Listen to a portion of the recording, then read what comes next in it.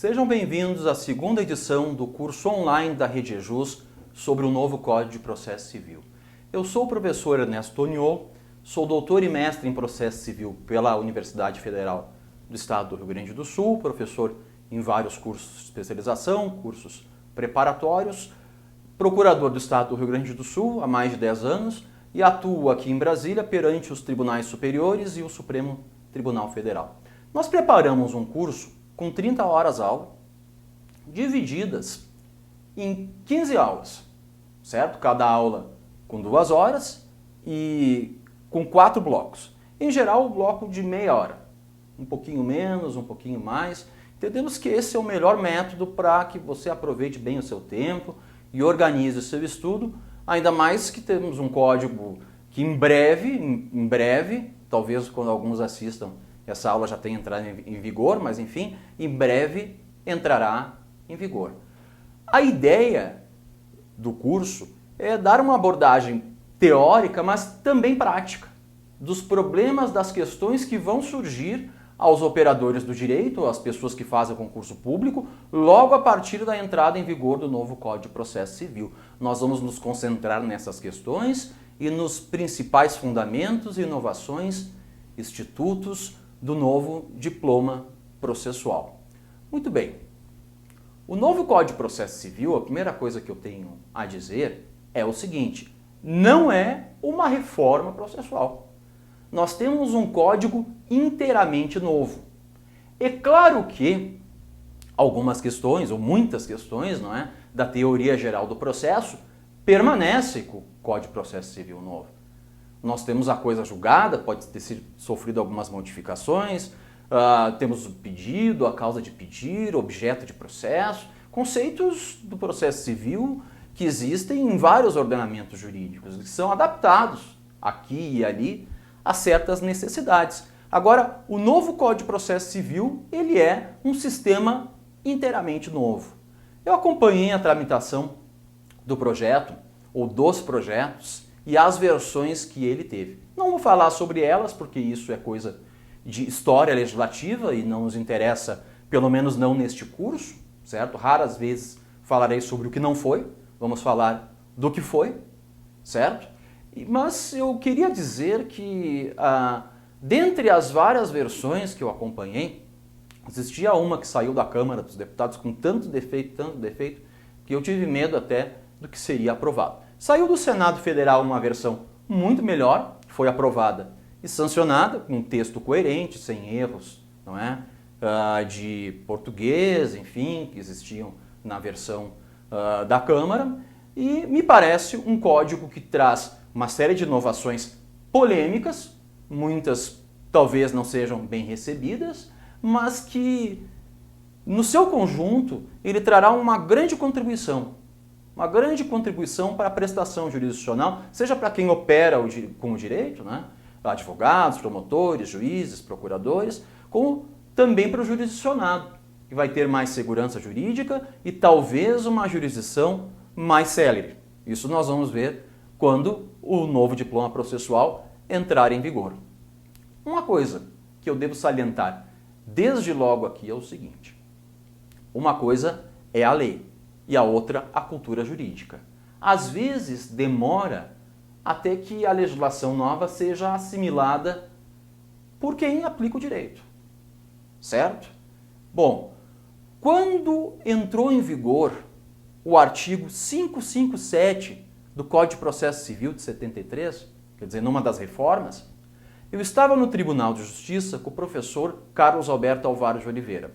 Fui estagiário dele no escritório, depois quando ele ingressou no tribunal, me fez o convite para trabalhar junto a ele. Então, fui ao Tribunal de Justiça, o professor, e tive a oportunidade de ver a entrada em vigor desta reforma processual. Vejam só, na época, o 557, o juízo monocrático, era uma revolução no processo civil. Atendia a uma necessidade prática. Os tribunais estavam abarrotados, assoberbados de processos e estavam ficando inviabilizados.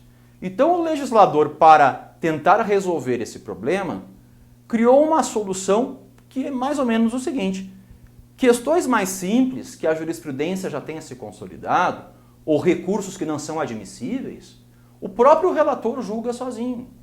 Não precisa levar ao colegiado. Certo? Bom, e essa reforma já entrou em vigor, aplicável também à apelação, não só ao agravo, à apelação também, aos recursos em geral. Acontece o seguinte, a cultura da época não era de relator, por mais que eles quisessem, julgar sozinho o recurso. Isso era concebido como um ato autoritário.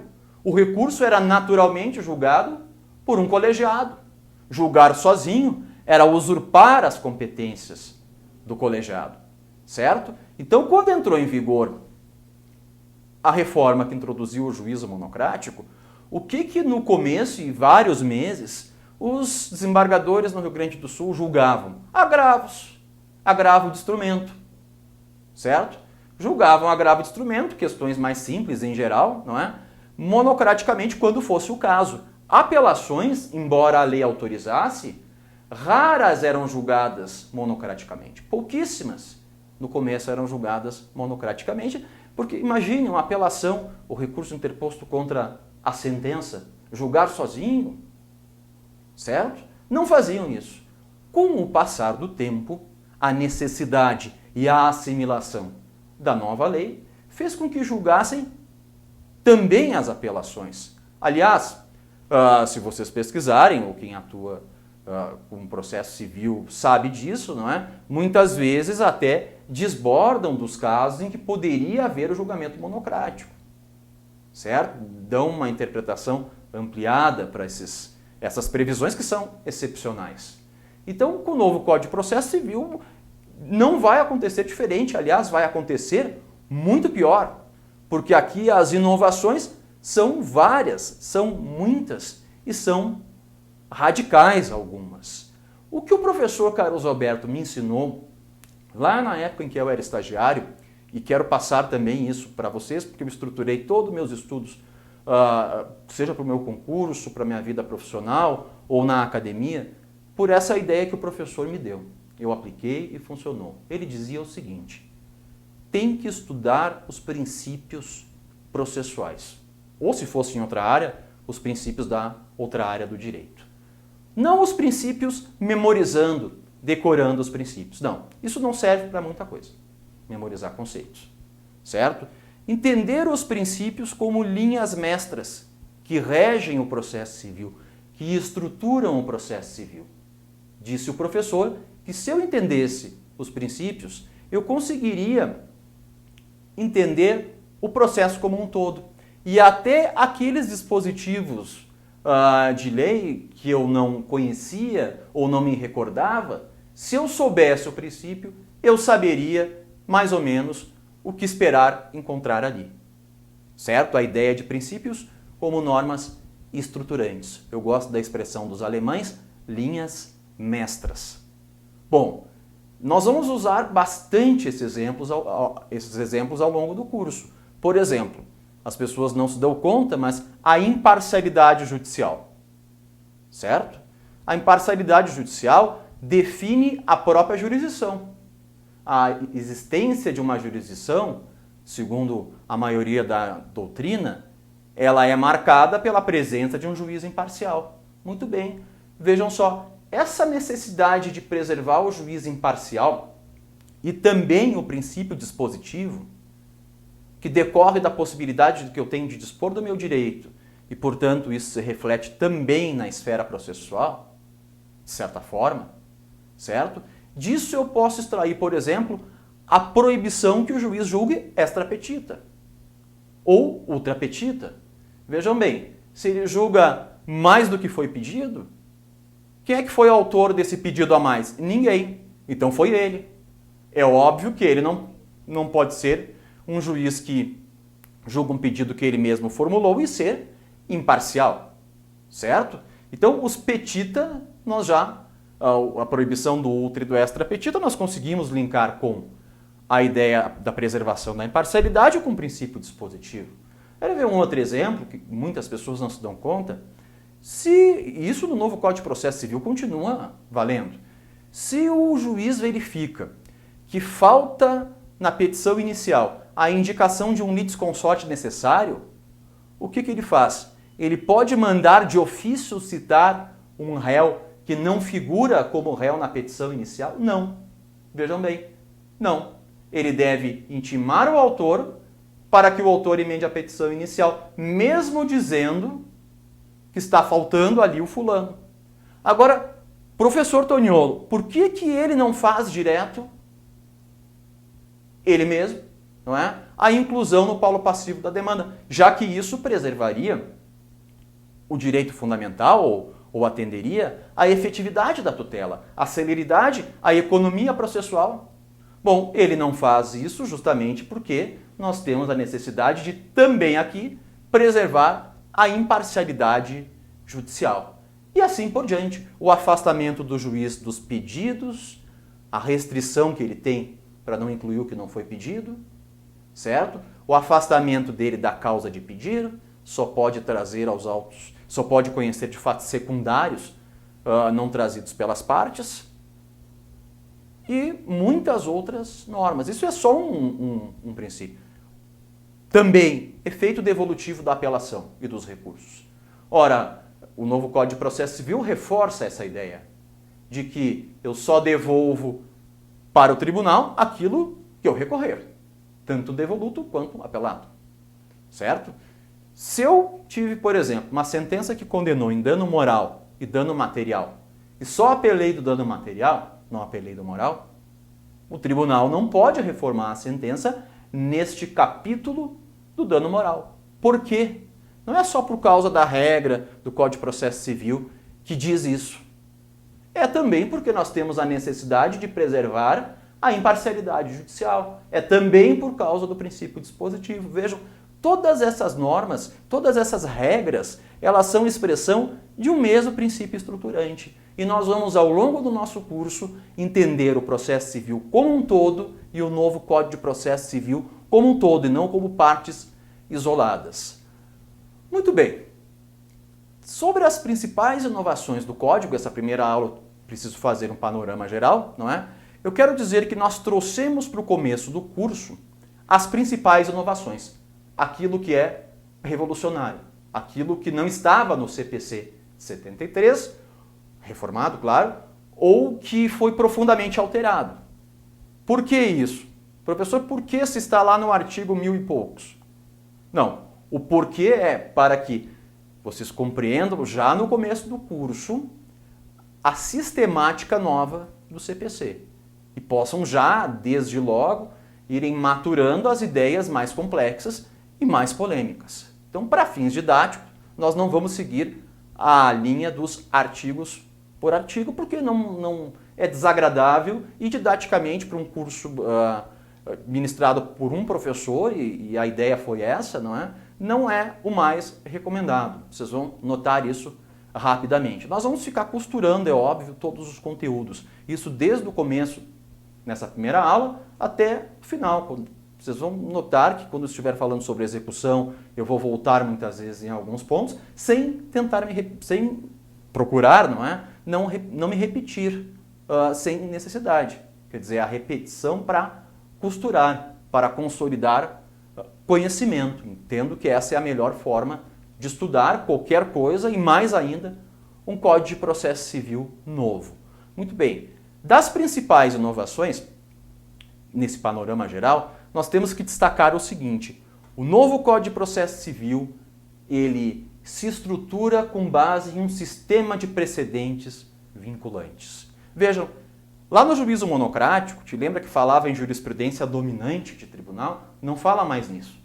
Porque agora nós vamos ter sistema de construção de precedentes vinculantes, de aplicação de precedentes vinculantes e remédios contra o descumprimento desses precedentes vinculantes. Consequências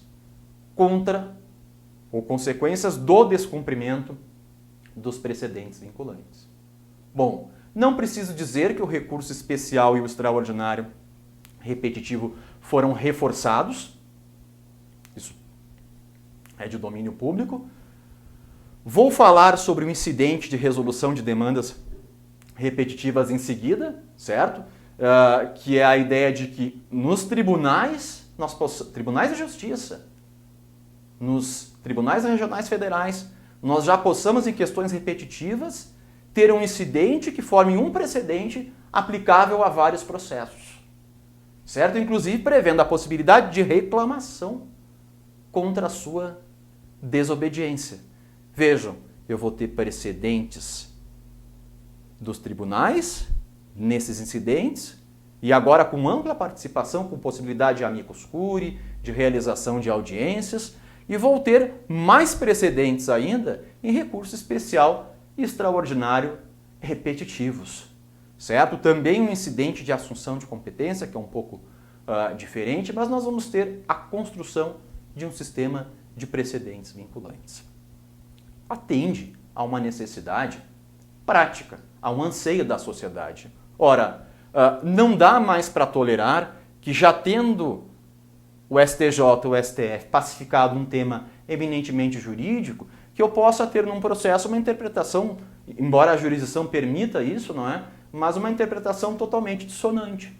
E aí vocês, alguns, os mais jovens, né, devem estar pensando, professor Toniolo, mas se o juiz, se o tribunal interpretou diferente do que o STJ decidiu num recurso repetitivo, ou do que o STF decidiu numa repercussão geral, eu reformo, recorro.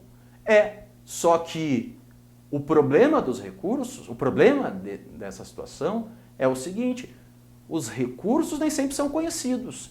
E o recurso especial e extraordinário tem um funil estreito, muito estreito. Para ti, o processo pode terminar no Tribunal de Justiça do teu estado, certo? E não chegar ao STJ e ao STF. Durante a vigência do Código de Processo Civil de 73, os tribunais superiores, por uma necessidade prática, construíram, algumas vezes com exagero, construíram a tal da jurisprudência defensiva. O que é isso? Pegaram esses requisitos de admissibilidade que o Código já coloca, ou que a Constituição Federal coloca, para o recurso especial e extraordinário, e deram interpretações mais restritivas ainda. Certo? Muito restritivas. De modo que poucos, na verdade, a pergunta é: quais recursos são conhecidos? Porque a maioria, a imensa maioria dos recursos especial e extraordinário não são conhecidos. Certo? Bom, não adianta nada, então, o novo Código de Processo Civil se preocupar com criar mecanismos de formação de precedentes, de manutenção de uma jurisprudência uniforme, íntegra, coerente, aplicável a todos, para que eu tenha igualdade perante o direito efetiva, certo? Se eu continuasse sem poder ter um remédio para desobediência a esses precedentes. Muito bem. O que fez o legislador?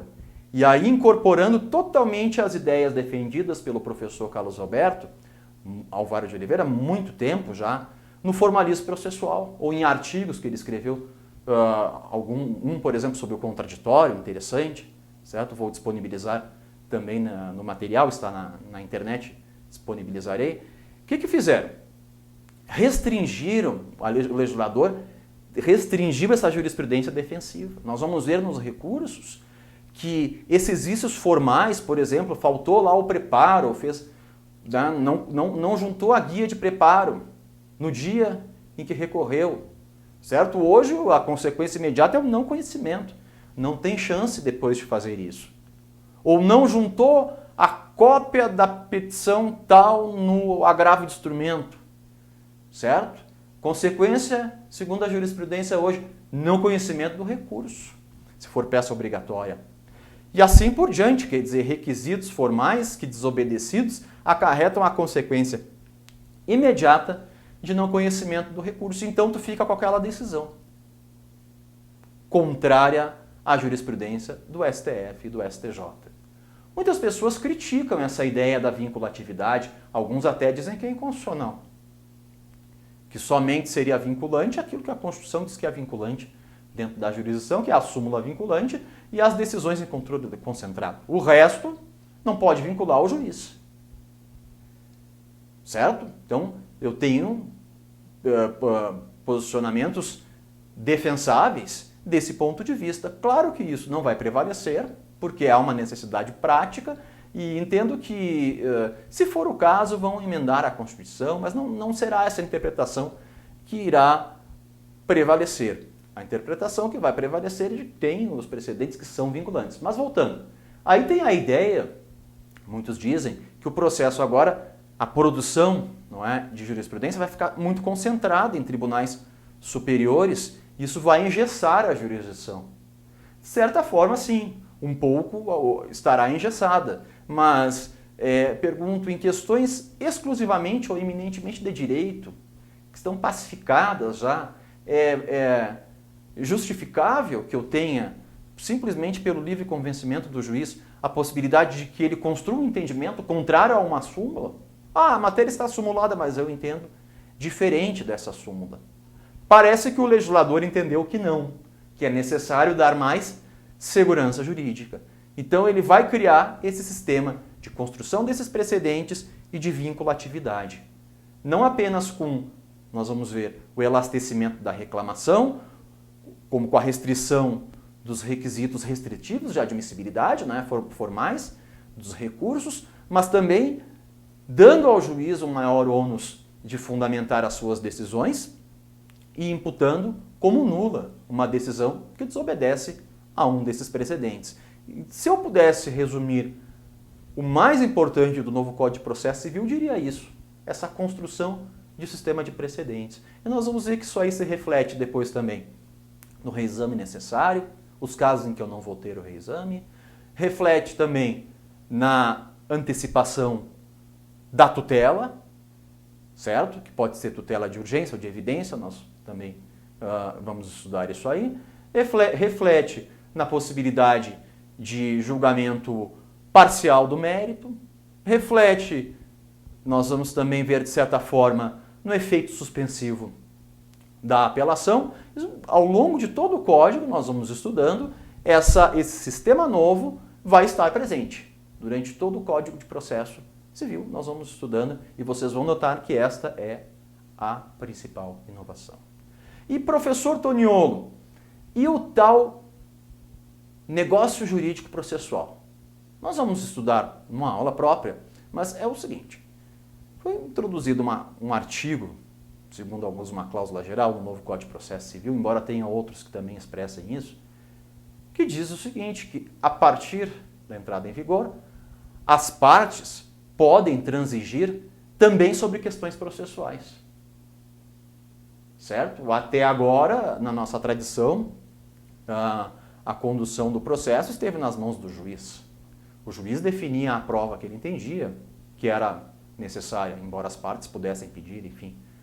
Bom, a partir da entrada em vigor do novo Código, existe uma cláusula dizendo que as partes podem transigir a respeito do procedimento previamente ou durante o processo. Podem, segundo alguns, dizer que não vai ter recurso, que abrem mão de recurso, que tal prova não pode ser produzida, certo? E assim por diante.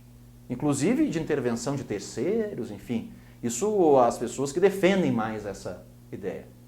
Bom, nós vamos estudar essa matéria, mas pessoalmente já adianto.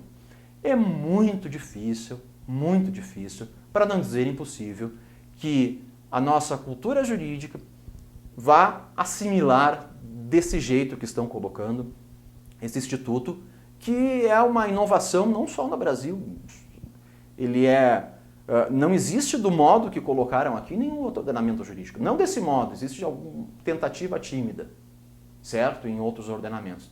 Do jeito que estão defendendo que se aplique aqui, que inclusive em contrato de adesão, eu poderia colocar ali cláusulas que influenciassem na normatização do processo, duvido muito que o STJ, que o STF apliquem isso aí, que vão aceitar isso aí, que os juízes aceitem isso. E espero que não aceitem, porque isso significaria, na minha opinião, a privatização do processo civil. Certo? Eu tenho uma opinião contrária à maioria dos processualistas, ou a quase todos os processualistas. Acho que isso aí é ruim para o novo código e tenho absoluta certeza de que não vai se consolidar da forma como estão imaginando. Vai sofrer muitas restrições, de modo a que vai se aplicar em raríssimos casos. Bom, mais do que isso, imagine que eu teria um novo Código de Processo Civil e um código específico de cada demanda em que as partes transigiram, que o juiz teria que observar. das normas processuais, o que faria, o que poderia fazer, o que não poderia fazer. É muito difícil de implementar isso na prática, certo? Muito difícil de implementar esses negócios jurídicos processuais nessa dimensão que estão pretendendo na prática. Isso nós vamos ver logo a partir da entrada em vigor, dia 16 de março, nós vamos ver construções jurisprudenciais a respeito do tema. Bom, passado esse ponto, eu quero falar, e agora começar mesmo o novo Código de Processo Civil, não é? Com a questão das normas fundamentais de processo civil. Vejam bem, o artigo 1º, acompanhem, do novo Código de Processo Civil, ele, aliás, antes eu tenho a parte geral, o livro 1, as normas processuais, que é o título do livro 1, não é? O título único, que é das normas fundamentais e da aplicação das normas processuais. Para logo em seguida, título 1, ter um título do título, não é? Das normas fundamentais do processo civil. Olhem o que o artigo 1º diz. Diz o seguinte: o processo civil será ordenado, disciplinado e interpretado conforme os valores e normas fundamentais estabelecidos na Constituição da República Federativa do Brasil, observando-se as disposições deste Código. Muito bem. Vejam, logo em seguida, nos próximos artigos, o legislador vai tratar das normas fundamentais de processo. O que ele fez? E estão comemorando isso. Ele pega uma série de direitos fundamentais, muitos que têm um caráter de norma principial, de princípios, certo? Que estão na Constituição Federal e incorpora no texto do Código. E aí, o que tem dito é que isso valoriza os princípios processuais. O Código não chama assim, ele chama de norma jurídica fundamental, para não entrar naquela polêmica, né, do princípio, regra, enfim, norma jurídica fundamental. Muito bem, mas será que trazer algo que estava na Constituição para dentro do Código é bom? Porque isso vai se refletir na competência para apreciar a ofensa a essas questões. Certo? Hoje já existe isso. Vejam bem, vou só dar um exemplo. Coisa julgada. Olha, a coisa julgada está na Constituição Federal, é cláusula pétrea, e também está prevista no Código de Processo Civil. Certo? Bom, então, no caso da coisa julgada, se ofendeu a coisa julgada, ofendeu o artigo do CPC, que trata da coisa julgada, ou ofendeu a Constituição Federal? Certo? Se é questão constitucional ou é questão de lei, de processo civil? Bom, o STF, em muitos casos, na maioria dos casos, entende que nessas situações eu tenho ofensa à legislação infraconstitucional. Portanto, não conhece do recurso extraordinário. Certo? Essa é a jurisprudência majoritária consolidada, salvo raras exceções. Só que acontece o seguinte. Bom, hoje, com o Código de Processo Civil de 73, nós temos o seguinte problema. Primeiro, que o STF não vai julgar essa matéria. Se o STF não julga, significa que não é a jurisprudência dele que vai ser aplicável. Certo? O posicionamento deles pode ser, o entendimento deles a respeito de uma matéria, pode ser muito diferente do STJ. Muito diferente. É difícil separar matéria constitucional de matéria infraconstitucional. Não pensem que eu consigo separar sempre Constituição de lei. Então, dizer que o STJ vai julgar o meu recurso contra a ofensa a essas normas fundamentais que estão na Constituição e também passam muitas delas a estar no Código de Processo Civil, pode ser bom ou pode ser ruim. Depende do ponto de vista, depende se é favorável ou contrário a vocês essa jurisprudência. Agora eu tenho certeza, a partir da entrada em vigor do novo CPC, os recursos por ofensa a esses princípios que estão nesses artigos, embora repitam que está na Constituição Federal, os recursos extraordinários não serão conhecidos, não tenho a menor dúvida disso. Já ocorre agora, mais ainda com essa positivação infraconstitucional dessas normas jurídicas fundamentais que estão na Constituição Federal. Isso eu não tenho a menor dúvida.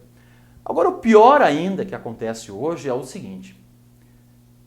Nesses casos em que a questão está na Constituição, também está no Código, dependendo de com quem caia no STJ, certo?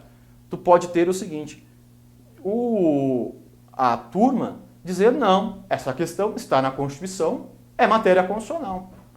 E aí o STF diz não, é matéria infraconstitucional, certo? E em alguns casos tu fica no limbo. Ninguém julga o teu recurso. Nenhum dos dois é conhecido. Quer dizer, houve ofensa à coisa julgada, mas lá no meu recurso especial entenderam que a matéria era de direito constitucional e o Supremo entendeu que a matéria era de lei. E ninguém conheceu do recurso. É um impasse que existe, em alguns casos, difícil de solucionar. Professor Toniolo, mas não está sabendo, o novo Código de Processo Civil resolve isso. É verdade.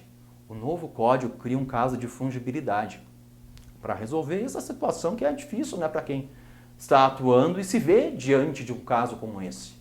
O novo Código de Processo Civil diz o seguinte, se o STJ entende que a ofensa é a Constituição Federal e não a lei federal, ele vai intimar o recorrente para que ele emende ou complemente ou refaça o seu recurso, demonstrando a repercussão geral e trazendo uma nova argumentação. E aí manda para o STF. Certo? O STF pode, recebendo esse recurso, entender que é questão constitucional e julga, ou que não é questão constitucional. E aí vem a diferença. E aí manda o STJ julgar. Manda o STJ julgar. STJ é matéria, eu, Supremo, entendo que é matéria de lei federal. Julga o recurso. E também pode acontecer que lá num recurso extraordinário, que desde a origem tenha sido extraordinário, não tenha sido convertido, né? O STF entenda, essa matéria é ofensa reflexa, é ofensa ao Código de Processo Civil. Então converte o teu recurso extraordinário em recurso especial, claro que sempre te dando a chance de emendar o teu recurso. Então, em tese, esse problema estaria resolvido. Agora, não está resolvido a questão da jurisprudência. Eu vou ter mais decisões do STJ em matéria de processo civil e menos decisões do STF nessa matéria, a partir do novo CPC. Então, se isso é algo para ser comemorado, depende do ponto de vista. Essa consequência vai ser natural. A redução do número de recurso extraordinário conhecido por ofensa a essas normas jurídicas fundamentais que foram incorporadas no novo Código de Processo Civil. Mas não tenho dúvida nenhuma. Um Código de Processo Civil moderno, quer dizer pós-moderno, não é? Atual. Aliás, o primeiro Código de Processo Civil democrático que nós temos. Certo? Espero que seja bom, e ele é bom, vai ser melhor que os outros. É produzido pela democracia e foi evoluindo, enfim, muita participação, mudou muito, não é? O novo Código de Processo Civil precisava ter um início com princípios, assim como outros códigos novos que estão sendo produzidos em outros ordenamentos jurídicos têm feito. Então, isso é algo que nós tivemos incorporado, mas que trará consequências que são boas e também ruins. Eu não posso só entender que valorizou, mas tirou do STF. O STF não vai julgar, ou quase nunca vai julgar, recurso extraordinário por ofensa a essas normas jurídicas fundamentais. Só para concluir essa primeira aula, nós vamos na próxima aula passar ao exame desses artigos. Vamos voltar para o artigo 1º. Vejam o que diz o artigo 1º. O processo civil será ordenado, disciplinado e interpretado. Até aí tudo bem, certo? Bom, pelos valores e normas da Constituição Federal. Aí já começa a criticar. Porque como é que o valor tem uma dimensão axiológica? A norma tem uma dimensão deontológica. Ela existe. O que eu aplico é a norma e não o valor. O valor, se ele não está em uma norma, implícita ou explícita, ele não é aplicável, por ter uma dimensão meramente axiológica. É uma crítica importante na academia, mas na prática, esses valores, por exemplo, o valor liberdade. O valor liberdade, isso com a propriedade privada, com a possibilidade de dispor sobre o meu direito, de iniciar o processo, Então, o valor de renunciar ao direito, de fazer acordo. Agora, com esses negócios jurídicos processuais, talvez também para decidir sobre o rito processual, certo? Mas esse valor liberdade, então, ele está presente em várias normas. Na verdade, muitas vezes, eu chamo esses valores de princípios, eles são incorporados nos princípios. Então, a discussão, a crítica, ela não é tão importante assim na prática. Na academia pode ser, mas na prática ela não tem tanta relevância. E o resto, o dispositivo diz o óbvio. É claro que eu vou interpretar as normas de processo de acordo com as normas de direito fundamentais processuais que estão na Constituição Federal. Isso é óbvio, certo? Aliás, a própria ideia de um direito fundamental, a dimensão normativa de um direito fundamental, que nasce na Carta de Bonn e depois é incorporado aqui só em 88, que é o seguinte: o direito fundamental é auto-aplicável. O juiz, na ausência de uma norma no caso concreto, deve construí-la para realizar o direito, para efetivar o direito. Claro que isso também importa em fazer interpretações conforme a Constituição, conforme principalmente os direitos fundamentais. Então, na próxima aula, nós vamos começar a trabalhar esses artigos, os primeiros artigos do CPC, que são importantes, que representam os princípios estruturantes valorizados pelo novo CPC. Essa é a importância. São aqueles que foram valorizados pelo legislador que construiu o novo diploma processual.